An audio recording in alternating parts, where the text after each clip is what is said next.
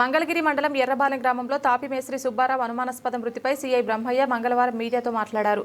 మృతుడు దుగ్గిరాల మండలం మచికలపూడి గ్రామానికి చెందిన సుబ్బారావు అని, అతనికి 5 నెలల క్రితం కుమారి అనే మహిళతో పరిచయం ఏర్పడిందని కొందరు చెప్పినట్లు తెలిపారు.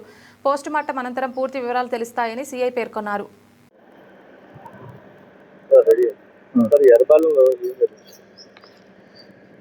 ఈరోజు ఎర్రబాలెంలో మాకు అందిన సమాచారం ప్రకారం ఉదయం సుమారు 8 ఆ సమయంలో కట్టెవరపు సుబ్బారావు అనే మంచిగలపూడి దుగ్గిరాల మండలం చెందిన వ్యక్తి అక్కడ కాటూరి కుమారి అనే ఆమె ఇంట్లో ఎర్రబాలెంలో మరణించినాడని ప్రాథమికంగా మాకు సమాచారం రావడం జరిగింది. దాని మీద మేము నేరస్థలానికి వచ్చి అక్కడ పరిశీలిస్తే మృతుడు మంచం మీద చనిపోయి పడి ఉన్నాడు. అయితే అతని ఒంటి మీద ఎటువంటి గాయాలు కానీ అనుమానాస్పదమైన దెబ్బలు కానీ ఏం కనిపించలేదు.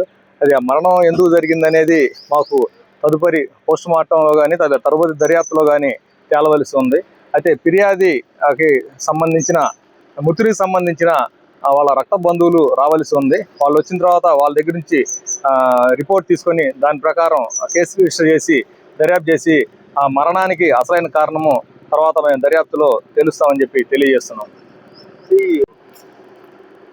మృతుడైతే మంచికలపూడి దుగ్గిరాల మండలము. అయితే ఈ కాటూరి కుమార్ అనే ఆవిడ ఎర్రబాలెం చెందిన ఆవిడ ఇతనికి గత ఒక 4-5 నెలల నుంచి పరిచయం అని చెప్తూ ఉన్నారు. అది ఏదైనా దర్యాప్తులో తేలవలసి ఉంది. రాత్రి ఆమెని ఇంటికి వచ్చేసిన తర్వాత రాత్రి అక్కడ ఉండి ఉదయాన్నే మరణించినాడని చెప్పడం జరిగింది. సో కాబట్టి వాళ్ళు ఇచ్చే ఫిర్యాదును బట్టి తదుపరి దర్యాప్తు పోస్టుమార్టంలో వచ్చే నివేదికను బట్టి మేము మరణానికి అసలైన కారణం తెలుస్తామని చెప్పి తెలియజేస్తున్నాం.